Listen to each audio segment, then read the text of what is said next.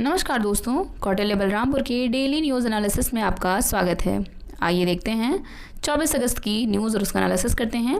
पहली न्यूज़ है जिम्बाब्वे के पूर्व कप्तान हीथ स्ट्रीक का निधन। जिम्बाब्वे के पूर्व कप्तान हीथ स्ट्रीक का निधन हो गया है। वह 49 वर्ष के थे। यह ऑलराउंडर कैंसर से अपनी लड़ाई हार गए। इनको कैंसर था। 1990 और 2000 के दशक की शुरुआत में ये जिम्बाब्वे की सबसे प्रमुख खेल हस्तियों में से एक थी। ठीक। हालांकि स्ट्रीक को 2021 में खेल से निष्कासित कर दिया गया था, जब उन्हें पाया गया कि वो अंतर्राष्ट्रीय क्रिकेट परिषद के भ्रष्टाचार विरोधी दिशा निर्देशों का उल्लंघन किया था। उन्होंने बांग्लादेश, जिम्बाब्वे और कोलकाता नाइट राइडर्स सहित घरेलू और अंतर्राष्ट्रीय स्तर पर कई टीमों के लिए कोचिंग भूमिकाएं भी निभाई थीं। जिम्बाब्वे देश के बारे में जान लेते हैं। जिम्बाब्वे की राजधानी क्या है? हरारे। राष्ट्रपति एमरसन मनांगवा और मुद्रा जिम्बाब्वे डॉलर।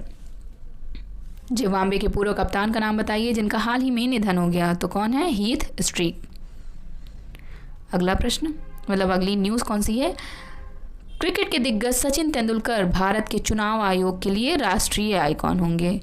क्रिकेट के दिग्गज और भारत रत्न से सम्मानित सचिन रमेश तेंदुलकर भारत के चुनाव आयोग के लिए मतदाता जागरूकता और शिक्षा के लिए राष्ट्रीय आइकॉन के रूप में नई पारी शुरू करेंगे।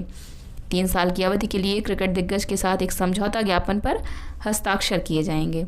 यह सहयोग आगामी चुनावों, विशेष रूप से अगले साल लोकसभा चुनावों में मतदाताओं की भागीदारी बढ़ाने के लिए युवा जनसांख्यिकीय के साथ सचिन तेंदुलकर के अद्वितीय प्रभाव का लाभ उठाने की दिशा में एक महत्वपूर्ण कदम होगा।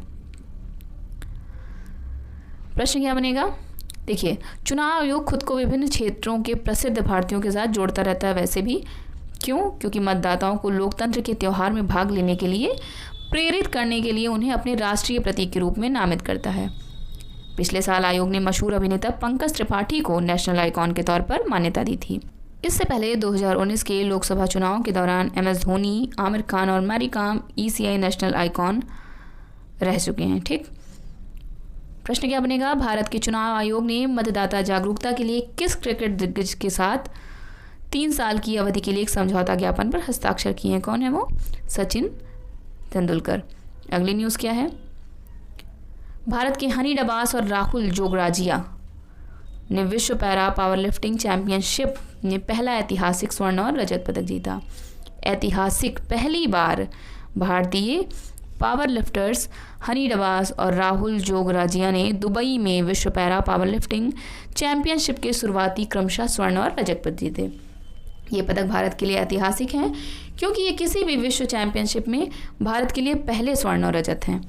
डबास ने सर्वश्रेष्ठ कुल 135 किलोग्राम वजन उठाया, जबकि जोगराजिया ने अपना सर्वश्रेष्ठ कुल 132 किलोग्राम वजन उठाया। देखिए, अंतर्राष्ट्रीय पैरालंपिक समिति गठन इसका कब हुआ था? 22 सितंबर 1989। मुख्यालय जर्मनी के बॉन में। अध्यक्ष एंड्रयू पार्सन्स जो ब्राज़ील के हैं। उपाध्यक्ष कौन है? डुआने काले जो कि न्यूजीलैंड के हैं। प्रश्न क्या बनेगा? भारत की किस खिलाड़ी ने विश्व पैरा पावर लिफ्टिंग चैंपियनशिप में ऐतिहासिक पहला स्वर्ण पदक जीता है? हनी डबास ने। अगली न्यूज़ क्या है? खेलो इंडिया महिला लीग को आधिकारिक तौर पर अस्मिता महिला लीग के नाम से जाना जाएगा। केंद्रीय युवा मामले और खेल मंत्री अनुराग सिंह ठाकुर ने घोषणा की है कि खेलो इंडिया महिला लीग को आधिकारिक तौर पर अब अस्मिता महिला लीग के नाम से जाना जाएगा। अस्मिता का मतलब क्या होता है? कार्यवाही के माध्यम से महिलाओं को प्रेरित करके खेल मील के पत्थर हासिल करना है। अस्मिता पोर्टल एक व्यापक संसाधन के रूप में कार्य करता है जो अन्य सुविधाओं के अलावा आगामी लीग में मूल्यवान अंतर्दृष्टि प्रदान करता है। यह किसी भी स्कूल, कॉलेज, सरकारी या निजी संगठन को अस्मिता महिला लीग की मेजबानी करने और खेल उत्कृष्टता की दिशा में खेलो इंडिया के मार्च का हिस्सा बनने में सक्षम बनाएगा। युवा मामले और खेल मंत्रालय के मंत्री कौन है? अनुराग ठाकुर। उप मंत्री कौन है? निशित प्रामाणिक। युवा कार्य सचिव श्रीमती उषा शर्मा। खेल सचिव कौन है? सुजाता चतुर्वेदी। क्वेश्चन क्या है? युवा मामले और खेल मंत्रालय के अनुसार खेलो इंडिया महिला लीग का आधिकारिक नया नाम क्या है? अस्मिता महिला लीग। नेक्स्ट न्यूज़ क्या है? नेक्स्ट न्यूज़, सबसे बड़ी ऐतिहासिक न्यूज़, चंद्रयान-3 ने भारत के दक्षिणी ध्रुवीय क्षेत्र में सबसे पहले उतरकर इतिहास रच दिया है। भारत से 2 पर्यटक कौन कौन? एक लैंडर जिसका नाम विक्रम और एक रोवर जिसका नाम प्रज्ञान है 23 अगस्त 2023 को चंद्रमा के दक्षिणी ध्रुवीय क्षेत्र में उतरे। चंद्रयान-3 नामक मिशन के दोनों रोबोट भारत को चंद्रमा की सतह के इस हिस्से में एक टुकड़े में पहुंचने वाला पहला देश बनाते हैं और चंद्रमा पर उतरने वाला केवल चौथा देश बनाते हैं। भारतीय मिशन जुलाई में चंद्रमा की ओर धीमा ईंधन सचेत मार्ग अपनाते हुए लॉन्च किया गया था, जिसे 13 दिन पहले चंद्रमा के लिए विक्रम ने अपने रूसी समकक्ष लूना 25 को पीछे छोड़ दिया, जिसे 13 दिन पहले चंद्रमा के लिए लॉन्च किया गया था। इसे 21 अगस्त 2023 को भारतीय विमान के समान सामान्य क्षेत्र में उतरना था, लेकिन इंजन में खराबी के कारण 19 अगस्त 2023 को दुर्घटनाग्रस्त हो गया। 23 अगस्त की लैंडिंग का चयन इसलिए किया गया था क्योंकि यह वह दिन है जब लैंडिंग स्थल पर सूरज उगेगा। मिशन को 2 सप्ताह बाद सूरज डूबने पर समाप्त होना है। सतह पर रहते हुए सौर ऊर्जा से संचालित लैंडर और रोवर थर्मल, भूकंपीय और खनिज माप करने के लिए कई उपकरणों का उपयोग करेंगे। डीप स्पेस नेटवर्क, नासा के बड़े डिश एंटीना का नेटवर्क जमीन से संचार करने में इसरो की सहायता कर रहा है। फिलहाल इसमें चंद्रयान-3 को सिग्नल भेजते हुए दिखाया गया है। क्वेश्चन क्या बनेगा? इसरो के मिशन चंद्रयान-3 के लैंडर और रोवर का क्या नाम है? तो विक्रम लैंडर और प्रज्ञान रोवर। विक्रम लैंडर का नाम विक्रम है, रोवर का नाम प्रज्ञान। नेक्स्ट न्यूज़ कौन सी है? शिवराज सिंह चौहान ने मुख्यमंत्री सीखो कमाओ योजना का उद्घाटन किया। सीएम शिवराज सिंह चौहान ने मध्य प्रदेश में मुख्यमंत्री सीखो कमाओ योजना यानी मुख्यमंत्री सीखो कमाओ योजना का उद्घाटन किया। इस योजना ने कौशल विकास के साथ साथ सीखो और कमाओ की तर्ज पर नौकरी पर प्रशिक्षण की सुविधा प्रदान की। राज्य सरकार का लक्ष्य मुख्यमंत्री सीखो कमाओ योजना के पहले चरण में 1 लाख युवाओं को शामिल करने का है। 18 से 29 वर्ष के युवाओं के लिए मुख्यमंत्री सीखो कमाओ योजना शुरू की गई है। मध्य प्रदेश राजधानी क्या है? भोपाल, पता ही है सबको। राज्यपाल कौन है? मंगू भाई सी पटेल। मुख्यमंत्री शिवराज सिंह चौहान। प्रश्न क्या बनेगा? मुख्यमंत्री सीखो कमाओ योजना किस राज्य सरकार की एक पहल है? मध्य प्रदेश की। अगली न्यूज़, प्रमुख सांख्यिकीविद CR राव का निधन हो गया। ये CR राव हैं। भारत के प्रख्यात सांख्यिकीविदों में से एक कल्याणपुरी राधा कृष्ण राव का 102 वर्ष की आयु में निधन हो गया है। राव के काम ने व्यवसाय से चिकित्सा, मानव विज्ञान से अर्थशास्त्र तक अध्ययन के क्षेत्र में क्रांति ला दी और उन्हें सांख्यिकी में 2023 अंतर्राष्ट्रीय पुरस्कार से सम्मानित किया गया, जो इस क्षेत्र में नोबेल प्राइज़ के बराबर है।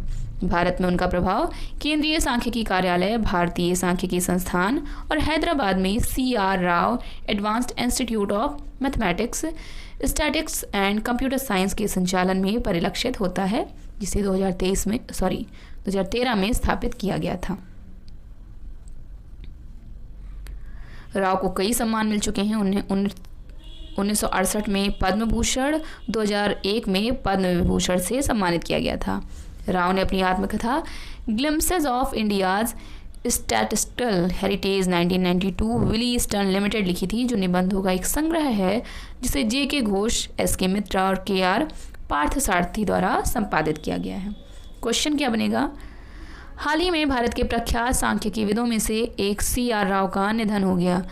उसी के संदर्भ में उनके द्वारा लिखी गई आत्मकथा का नाम क्या है? Glimpses of India's statistical heritage. अगली न्यूज़ कौन सी है? श्रेथा थाविसिन थाईलैंड के नए प्रधानमंत्री बने। ठीक, प्रॉपर्टी टाइकून श्रेथा थाविसिन को थाईलैंड के अगले प्रधानमंत्री के रूप में चुना गया है। शक्तिशाली सिनावात्रा परिवार द्वारा समर्थित फू थाई पार्टी के उम्मीदवार ने संसद के दोनों सदनों में वोट जीता और उम्मीद है कि वह जल्द ही शपथ लेंगे। यह उसी दिन हुआ है जब भगोड़े पूर्व प्रधानमंत्री थाकसिन सिनावात्रा 15 साल के आत्मनिर्वासन से लौटे थे और उन्हें 8 साल के लिए जेल की सजा सुनाई गई। हाल तक श्रेथा थाविसिन थाईलैंड के सबसे बड़े रियल एस्टेट डेवलपर्स में से एक थे। लेकिन हफ्तों के गतिरोध को समाप्त करने के लिए लोक लुभावन और सैन्य समर्थक दलों के बीच एक अप्रत्याशित गठबंधन बनाने के बाद वह जल्द ही देश के प्रधानमंत्री बन जाएंगे। थाईलैंड के बारे में समझ लेते हैं। थाईलैंड की राजधानी क्या है? बैंकॉक। मुद्रा थाई बात। सम्राट वजिरालोंगकोर्न। प्रधानमंत्री श्रेथा थाविसिन। थाईलैंड के नए प्रधानमंत्री कौन बने हैं? श्रेथा थाविसिन। ये प्रश्न पूछा जा सकता है। अगली न्यूज़ है, IBM ने द वेदर कंपनी की संपत्ति फ्रांसिस्को पार्टनर्स को बेच दी है। IT दिग्गज IBM ने द वेदर कंपनी, एक मौसम पूर्वानुमान और सूचना इकाई जिसे उसने 2015 में $2 बिलियन में अधिग्रहित किया था, उसको वैश्विक निवेश फर्म फ्रांसिस्को पार्टनर्स को बेच दिया है। Francisco partners the weather company की विभिन्न परिसंपत्तियों का स्वामित्व हासिल करेंगे, जिसमें इसकी डिजिटल उपभोक्ता उन्मुख पेशकशें शामिल हैं, जिसमें the weather channel, mobile application और weather.com, वेदर अंडरग्राउंड और स्टॉर्म रडार जैसे क्लाउड आधारित डिजिटल प्लेटफॉर्म शामिल हैं। वेदर कंपनी व्यक्तियों और व्यवसाय दोनों के लिए अत्यधिक सटीक मौसम डेटा प्रदान करने के लिए प्रसिद्ध है। इसे अमेरिका के शीर्ष 10 सबसे भरोसेमंद ब्रांडों में से एक माना जाता है। प्रश्न क्या बनेगा? द वेदर कंपनी के मालिक का नाम बताइए जिसने कंपनी को वैश्विक निवेश फर्म फ्रांसिस्को पार्टनर्स को एक अज्ञात राशि पर बेच दी है। IBM। अगली न्यूज़ क्या है? स्नैप ने गूगल के अनुभवी पुलकित त्रिवेदी को भारत के प्रबंध निदेशक के रूप में नियुक्त किया। स्नैपचैट की मूल कंपनी स्नैप इंक ने पूर्व गूगल कार्यकारी पुलकित त्रिवेदी को अपने भारतीय कारोबार का प्रमुख नियुक्त किया है और एक नई स्थानीय परिचालन संरचना का अनावरण किया है, क्योंकि भारत स्नैपचैट के भविष्य के विकास के लिए एक महत्वपूर्ण बाजार के रूप में उभर रहा है। त्रिवेदी, जो भारत के प्रबंध निदेशक के रूप में शामिल हो रहे हैं, देश में कंपनी के संचालन का नेतृत्व करने के लिए जिम्मेदार होंगे, जिसमें राजस्व बढ़ाना, भागीदारों का समर्थन करना और निर्माता पारिस्थितिकी तंत्र का पोषण करना शामिल है। वह एशिया प्रशांत क्षेत्र के लिए कंपनी के अध्यक्ष अजीत मोहन को रिपोर्ट करेंगे। इनके पास मेटा, इंटेल, माइक्रोसॉफ्ट और IBM में कार्य करने का 23 वर्षों से अधिक का अनुभव है। प्रश्न क्या बनेगा? स्नैप इंक ने अपने भारतीय कारोबार का प्रमुख किसे नियुक्त किया है? तो पुलकित त्रिवेदी को। आज की न्यूज़ में बस इतना ही। कल की वीडियो में हम लोग और न्यूज़ का एनालिसिस करेंगे। तब तक के लिए हमारे चैनल को देखते रहिए। Thank you so much.